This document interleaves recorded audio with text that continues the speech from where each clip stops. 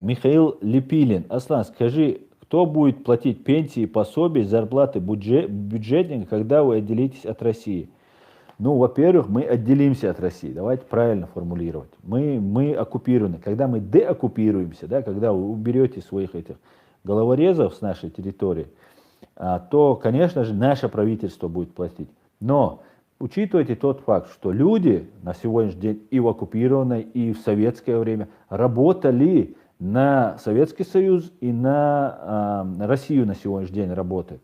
Соответственно, эти люди имеют стаж, и за этот период Россия обязана платить эти пенсии, потому что Российская Федерация является правопреемницей Советского Союза.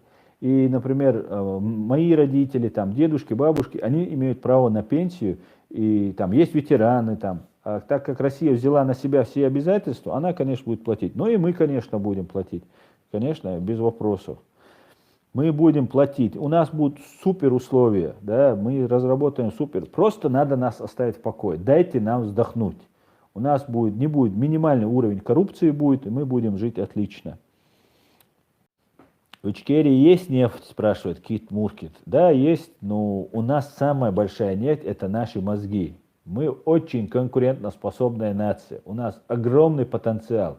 Мы за эти годы войны, за эти годы репрессий, за геноциды, которые мы пережили, мы выработали очень сильную возможность к выживанию. Я абсолютно уверен, если дать нам равные шансы со всеми народами, которые мы получим в конце концов, мы просто за 5-10 лет взлетим, и будет супер крутая страна у нас. Абсолютно гостеприимная, отличная, цивилизованная страна. И мы это сделаем. Ни на секунду я в этом не сомневаюсь. Это абсолютно будет. Я верю в чеченцев. Больше, чем в себя в них верю.